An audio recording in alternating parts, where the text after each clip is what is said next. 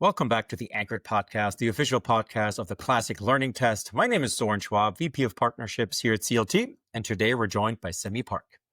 Semi is the founding headmaster and executive director of Orange County Classical Academy in Southern California. While teaching at underserved Title I schools in South Los Angeles for 7 years, Semi took on leadership as a mentor teacher and as a lead teacher for many years. It was through these opportunities that Semi found her calling and passion in coaching teachers and being an administrator. After a year of completing principal residency, Semi led one of the largest charter schools in the country as a lead principal for 4 years. While her school was awarded 3 consecutive years of high achievement in Los Angeles, Semi searched for opportunities to serve what she believed to be the best form of education, which is classical education. Under her tenure, Orange County Classical Academy has become a highly successful classical school and the only Hillsdale member school in California. In 2023, OCCA was awarded as California's Distinguished School, which means that the school is performing in the top 5% in the entire state. Most importantly, though, to Semi are her faith in the Lord and her family. She's a wife and a mother of 2 children, and we're so delighted to have her on the podcast today. Welcome, Semi. Thank you, Soren. Thank you for having me here. From one coast to the other, we're out here in Maryland. You're greeting us from sunny, I'm assuming sunny, South California. As we always do on the Anchored Podcast, I would love to hear about your own educational experience. Talk to us a little bit about your K-12 upbringing. Sure. I think a lot of the headmasters can relate to just, we all wish that we had been classically educated. And that's what I tell my own children and our students, that I could have been a lot smarter if I were classically educated. I'm probably one of the rare just childhood growing up in Korea. I was born in Korea and came to the States in 4th grade. So in 4th grade, I didn't speak English. I was learning my alphabets in 4th grade. So I was very behind, but I was very advanced in math. That's for sure. All the stereotypes, Semi. Because my dad was an engineer for Korean Airline, we were constantly traveling. And so that was the reason why our family moved to Hawaii. And I graduated elementary school in Hawaii and came to California because his job was relocated to California. So I went to middle school and high school, public middle school and high schools in Redondo Beach, and went to University of California, San Diego. Thought that I was going to be a dentist. So I was a biochemistry major the first 2 years. And I started going to morning prayers. And I grew up Catholic, and my end of sophomore year, started going to morning prayers. And after just really exploring the difference between being a Catholic and Christianity, decided that I wanted a more of a direct relationship with the Lord. So I converted. And so I remember one of the Thanksgiving dinner, I announced to my family, who is still very Catholic, that I am no longer Catholic and I'm no longer pursuing to become a dentist. And just the look on my dad's face was just so... Lots of stomach. It was very hard to see his face. But I told him I want to be a teacher because that's my calling. And that's where I believe the Lord is going to be using me. Wow, that is... Talk of an awkward Thanksgiving day.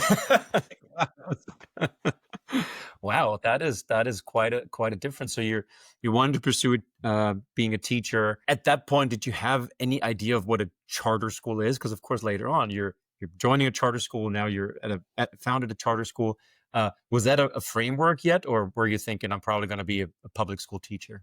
Not really. I really didn't know much about the option. I didn't know any educational policies or anything like that. I just I had this sincere passion of wanting to help children who are going through tough experiences. I grew up with a very unique childhood. I didn't have a mom. My birth mom passed away from cancer when I was 7 years old. And so until my dad remarried and my current mom came into our life, I had to kind of just go through attending parent-teacher conference on my own. And because my parents didn't speak English, starting in 4th grade, I would just attend these parent-teacher conferences on my own. And the teachers would be like, "Where are your parents?" And I would say, "Well, they don't really speak English anyway, so I can go ahead and just relay your information at home." And then at one point, our family was undocumented. So we were informed, I think I was in seventh grade, that we had to go back to Korea because our not green card, our visa had expired. And so I asked my dad, is there any way that I can finish education in America? Because I want to live here. I love this country. I want to become a citizen here. And I'm so grateful that he really respected that. And so in eighth grade, I typed, back then we had this gigantic computers where I could only type on that computer and play Tetris. So I typed this long letter, just writing from my heart, begging the immigration office to allow our family to stay. And I remember writing about just my dream to become an American citizen. So I typed that up in eighth grade, submitted it, and gosh, like it must have been the Lord, because they accepted it. And then we had an attorney who was helping our family to be able to get the green card.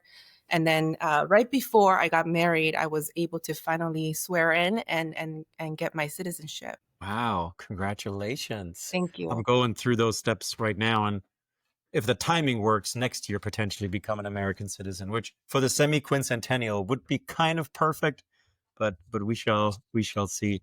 What an amazing story. But that I was reading in the bio that you taught at a lot of Title I schools. Was that kind of where your heart was, where you wanted to kind of serve families that are maybe underserved or underprivileged? My heart was definitely in that direction, but I really had no choice. I ended up getting my teaching credential back in 2008, and that's when all the teachers were getting pink slip. Everybody was getting laid off. Ah, nice. California had gone through a massive, probably the biggest budget cut in history. So just teachers, I mean, it was really hard to find any job out there.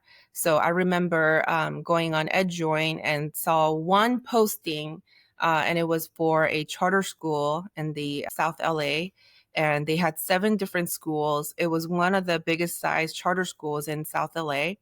And yeah, they had one opening for a fourth grade teaching spot, and I had no other option. So I applied, and from what I heard, there were over 100 candidates who had applied for that one position.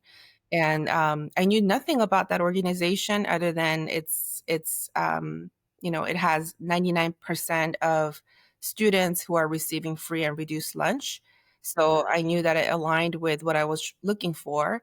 So I got the job. And first day of school, the principal didn't really give me much information. So I showed up, and the funny thing is, when I was going to the morning prayers in college, and right before I decided that my calling was to become a teacher, I had received a very clear vision of me being surrounded by thousands of Black kids. And I thought, oh, maybe I will go to Africa and become a missionary. That's what I thought Yeah. maybe my calling was. This school, come to find out, it's 100% African American population. And yeah, that's where I started my teaching career and fell in love with it. It was not easy. Went through a lot of different experiences, including the entire charter school organization shut down the fourth year of my teaching because unfortunately the 7 principals and the CEO at the time decided to cheat on the CST test. So back then it wasn't CASP, it was CST, and it was paper based, and we were not allowed to open the paper testing until students on the first day of school testing. Unfortunately, they decided to open it early and gave it to the teachers. I was one of them, and we were instructed to use it as practice tests. So it ended up being all over the news, and that was my first experience of working at a charter school. And so you end up, well, that school is shutting down. You end up at the largest charter school, or one of the largest charter schools in the country, and you become a principal. I mean, you're really, climbing up kind of the ladder, right? And the administrative ladder. But then something was calling you, God was calling you elsewhere. And you go from that to being part of a startup, right? A new school. Um, at that point, had you heard about classical education, what it is, or was it something that you felt like at the current charter school you were missing or that was lacking? It was both. I had been a principal of one of the largest charter schools in the nation. And my third year of being a principal was when my older son was starting kindergarten. And at that point, I had explored and toured all of the best top schools in the area and interviewed all the principals that I could and really explored the mission statement. And what I really found it to be interesting was that almost every district's mission statement had to do with college and career readiness. And I do believe that, yes, if you know your calling very clearly, then getting a degree in college may be necessary, but that should not be the primary focus of education. So that was my biggest reason of wanting to explore for a different option. I'm very grateful because one of the moms of the preschool that my both of my sons attended had shared with me, "Hey, check out classical education." And that's when I had, started to explore. And I went to go visit one of the classical Christian private schools. Um, and it was at a church building that just the building was not impressive at all. I mean, it was just falling apart. And after getting a tour, and I had gone with another parent, and that parent was like, "I cannot send my child to this building. They don't even have a playground." And she was just so disappointed, but I fell in love with it. I interviewed the headmaster, asked him for more information about the mission and vision. And ever since then, I couldn't stop reading about classical education. And the more I learned about it, the more I was convicted that this aligns with my vision of what education should be. That is fantastic. And then how did you hear about Orange County Classical? Was it, because I know it's a Hillsdale school, so was there some announcement or did you hear that through a friend? How did that happen? My husband. Oh, So okay. my husband is a big fan of Dr. Arn. And Okay. And one day, this is already my fourth year of being a principal. And honestly, it was a comfortable position. I was a principal of a pretty high functioning charter school. I had two assistant principals. I had a regional team of 30 something people who were basically doing a lot of my job. And it was an easy position. I was also a lead principal coaching some of the new principals at the time. And my husband said, "I just listened to Dr. Arn, and he said that Orange Unified District just approved a charter petition of a potentially Hillsdale affiliated school." And he didn't share with me, urging me to get on board and to join I just assumed that they already have a headmaster and everything's good to go. He just shared with me, so excited, because he wanted to send our boys to that school instead. Yeah. And so my first initial reaction was absolutely not, um, because I strongly believe that our boys had to go to a Christian school. And I said, "Charter school? Are you kidding me? No, you don't know. You don't know charter schools. You have to abide by the same state codes and the ed codes and things like that." So, and he said, "Well, you know what? Just pray about it." So I did. And then I reached out to one of the founders, Mark Bucher. I emailed him, and I don't know why I included my resume. I said, "Hey, I'm a principal. Let me know how I can help. I'm interested in helping as a parent, potentially."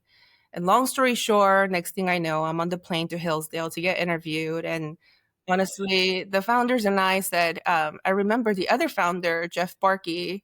I just respect and love both Mark and Jeff very much. And Jeff said, "Just so you know, you're not going to pass the interview, but that's okay." And we had reached out to Hillsdale asking, "Can we please use the curriculum?" And they had already said no, because they said it's not possible in California. And I don't blame them for saying that. And our third attempt, they said, "Okay, well, if you find a headmaster that we can approve, and if you can recruit 360 students, grades TK through 5, and if you can find the building by this deadline," and it was only like a month away, And so they gave us three impossible projects. And I flew out, got interviewed, and just was shocked to find out that they were willing to give it a try. It was an intense interview, by the way. And yeah, the Lord has been opening the door one by one and miracle after miracle. It was also the beginning of COVID year, so 2020. We could we couldn't gather in person, and we had to recruit somehow 360 families, and we ended up doing that. I mean, it's there's really no reason OCCA should exist, right? I mean, it's there's everything was stacked against it. During COVID in Florida, maybe during COVID in California. I mean, we all saw the videos and heard the stories, but at the same time, clearly the demand from the family side was there, and maybe even more so because the families for the first time were seeing what the kids were learning. Talk to us a little bit about kind of the early challenges that you faced. Not only, I mean, I've interviewed, founding headmaster. Starting a school is difficult, and it doesn't matter if it's a private school, a Christian school, a classical school, a charter school. But I think a classical charter school in California, that probably hits all the difficulty bars, right? Like, what were some of the early challenges, and I guess how did you make it through those? Yeah. The concept was very new. A lot of the families were very interested in exploring to learn more about our mission and vision, especially the Christian conservative families. They were slowly finding out about just a lot of the progressive education, the truth behind it, and how it didn't align with their desire of the form of education. And that I think a lot of parents were considering to move out of California. And the ones who were sending their child to private schools, they loved it. But to hear that there could be an option of a tuition free classical education, it was just a very new concept. I would say that most of the parents didn't really understand what our mission and vision was. And because we couldn't gather, we were doing these monthly Zoom orientations. And I was just we had planned it for 1 hour each, but it ended up turning into 2, 3 hours every time because there were just so many questions and so much doubt, understandably, because they just didn't think that this is possible as a public school where tuition is not required. So it was a very new concept. Yeah, yeah. And I mean, classical education, some of the things that are important, right, for classical educators, right? One, of course, is parents are the primary educators, right? And I'm not an expert on California policies, but that seems to be something that has been contested, right? That parents are actually the primary educator. In your mission statement, right, you talk about truth, goodness, beauty. You talk about virtue. You talk about all the things that we know, of course, many families in California value, but that are not necessarily endorsed by the political system. You mentioned mission. How have you managed to stay true to your mission at OCCA? Maybe what is the mission so that everyone hears it, and how have you been able to stay true to that despite some of the external pressures? I think to fully understand the mission statement might be one of the biggest goals for all of our staff members. And that's also part of what I believe has led to the success of the school is the humility that we all need to hold on to continue to learn and to continue to carry on having these good conversations with our families. I know that personally, I have been working on just being able to allow more opportunities to have these conversations openly, transparently with our families, whether it's with new parents or people on the wait list. We still have 1,500 people on the wait list. Uh, 1,500. How mhm. big is the school total? Send me We have help. right now, we have between lower school and upper school, we have 860 students, TK through 10th grade. And then next year we'll be matriculating into 11th and 12th the following year. 800 students and 1,500 on the wait list. Mhm. That Yeah. is incredible. Yeah. Um, yeah, so I think anytime that we have open house or back to school night or we have classical workshops for parents, we use that opportunity to really um, dive deeper into what our mission statement means what it means to raise virtuous, well-rounded scholars who would pursue what's good and beautiful and true. I think our parents, I'm honestly very proud of them because 3 years ago, we started making it mandatory where anyone that you ask on campus has to be able to recite the mission statement and they have to be able to explain it. And I mean, of course, our students, they all know it well. Our staff members know it well. Our board now can recite it through memorization. Every board meeting, we start with the recitation of the mission statement. And we've been doing that for a while. And I started challenging our parents to also do the same. And we have a good number of parents who can recite it. But through reciting it, they have really started to think more deeply about what it means to teach both moral and intellectual virtues, but we talk about which one has to be the more important and why. And because we believe in the well-rounded education, we explain to them why we don't call them. Earlier, I made a mistake of referring to our students as scholars. We don't say that. We actually call them students. And the intentional reasoning behind it that comes with humility and we ask parents to think about as you explore some options going into high school and even after high school, think about the choices that you have and your child has in choosing the type of college, or if they really want to go to college and the why behind it. And so all of these natural conversations have led to really grounding ourselves in the mission. That's absolutely beautiful. And you mentioned the numbers. I read in the opening bio that OCCA has, by any objective measure, right, been a very successful school, distinguished school in the state of California. Your wait list is outrageously large. One would think that you're getting embraced by the community because you're being so successful. I've visited your campus. It is incredible, and the children are wonderful. Your staff is just outstanding. What more could you want? The reality is, Semi, that your school has faced, I would say, more than just criticism. It's met with, at times, organized opposition, both locally through proposed legislation, AB 495, that aim to slow or stop schools like yours from expanding, even. From your perspective, what is the cause of some of this resistance, from the community at large and the state, and how do you respond to it? Yeah. I will say that it's becoming more and more difficult every year.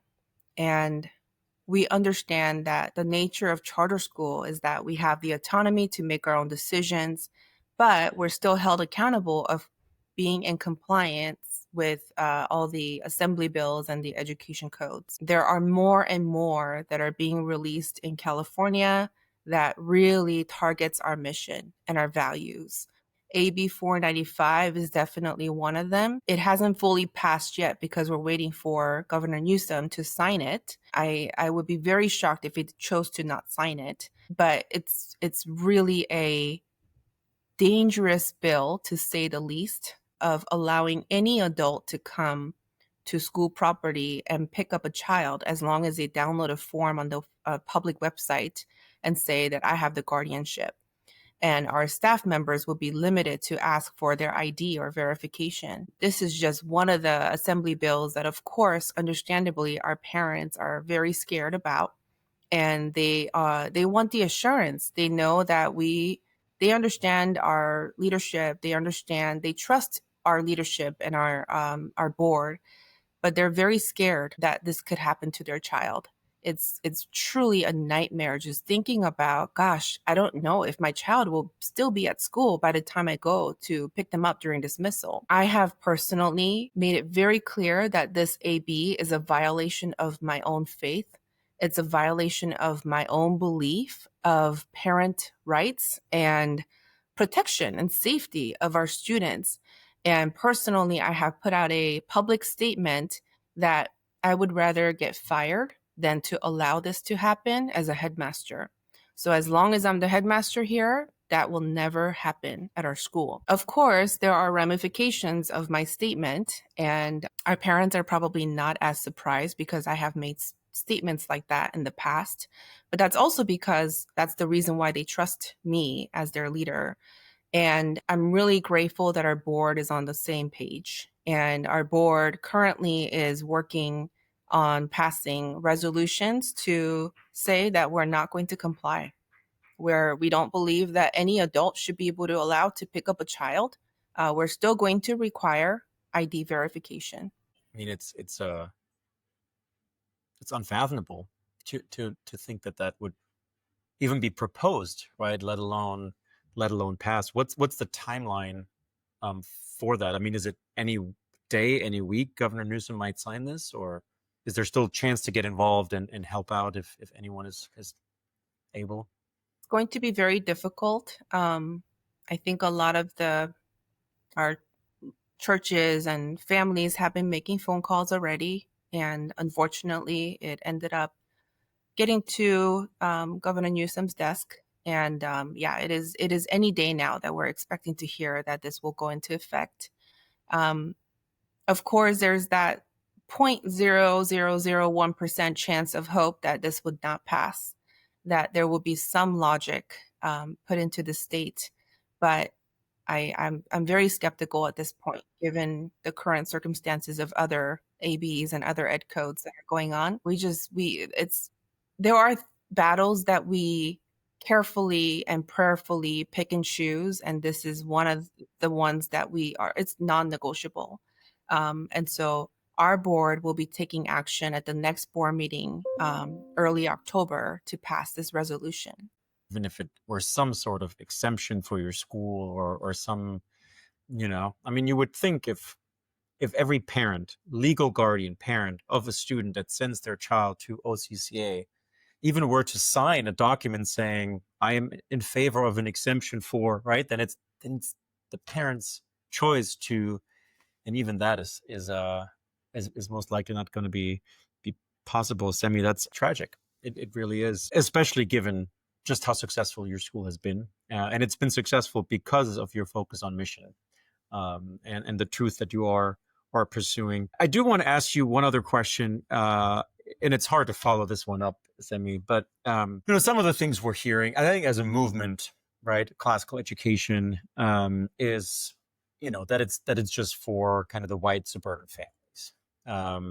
That it's not for, and here two immigrants are talking to each other, right? Talking about classical education is only for white American suburban families. But I think when we're thinking about California, probably some of the most aggressive kind of DEI, right? Diversity, equity, inclusion. I'm wondering, given where you are in the state and what, of course, what we just discussed, as a classical school, I feel like there has to be, in a way, a little bit of a tension, right? Of one, given the cultural setting where you are, but then, of course, also being a Hillsdale member school and your focus on, obviously, Western tradition and a more traditional framework.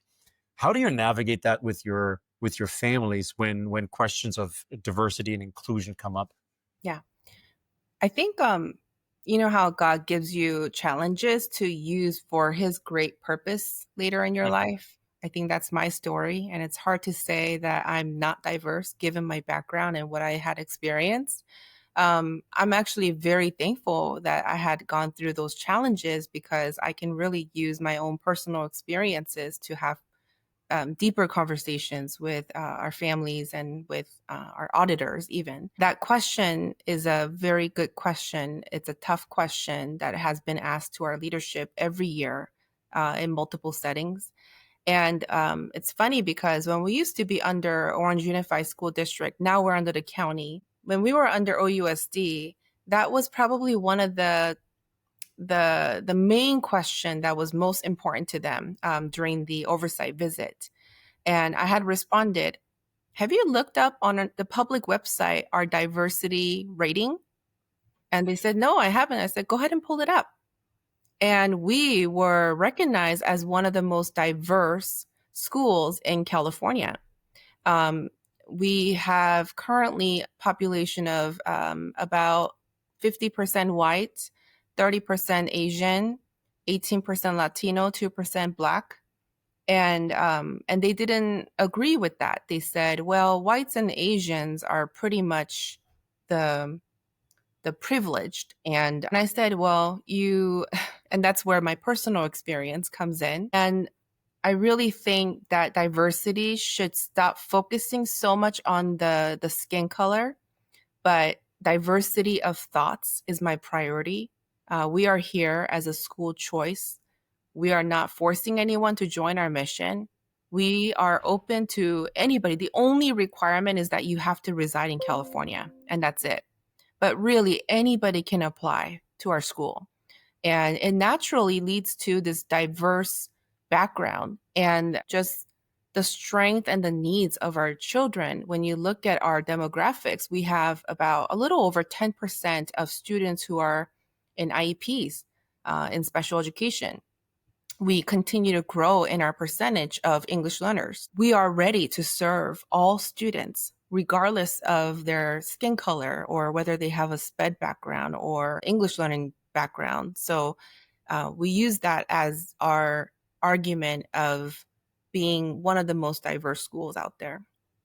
I really appreciate that. Again, I think it's for a lot of our listeners, and even for me, who's talking to a lot of schools. I mean, your situation is so unique, truly, right? Where by all measures, you are being so successful, and your families are so happy, and you have such a big wait list, and yet there are so many people in your larger community that who don't want you to exist as a school, um, and and I think that's something that I want our listeners to hear, because a lot of us are not in those situations. And I think a lot of us would not have the strength and the tenacity that you have, Semi, going through everything that you're going through and your board is going through, but also standing on principle, right? And kind of making concessions where it's possible, but also standing on truth where it's not. And I just want to congratulate you and really applaud your boldness. It's hard for us to imagine what your school is facing day in and day out, and I'm sure it's taken a lot out of you. But we are certainly grateful for you. Thank you so much. We have a great team, and we have, as much as we are attacked and unliked, we also have so many people just out there supporting and praying for the school. So we're very Yeah. grateful. And about 1,600 that desperately want to Yes. come to your school, right? And you do. You have an amazing team. I want to ask you one more question. The question that we always ask our guests: is there a book or a text in your life that you can point to, that's been really most impactful in your life? What would that be, and why? I will say that this is probably the toughest question for me, as it's really hard for me to choose my favorite book. I think in classical education, anything written by Dr. Peterson or C.S. Lewis, you can never go wrong with their book. Personally, there's a book called The Way of the Shepherd by Dr. Kevin Leman that really talks about discipleship and true meaning of great leadership. And I will say that that's the book that I would recommend for anyone who wants to step into this role or any leadership role in general. That's beautiful. And we've had a lot of the podcasts, but I don't think this one has been recommended. So that's amazing to add another book to our reading list. Sammy, thank you so much for your boldness, for your courage, and for joining us today. Our listeners, again, we're here with Semi Park, founding headmaster and executive director of Orange County Classical Academy. We appreciate you so much. And thanks for coming on today. Thank you, Soren.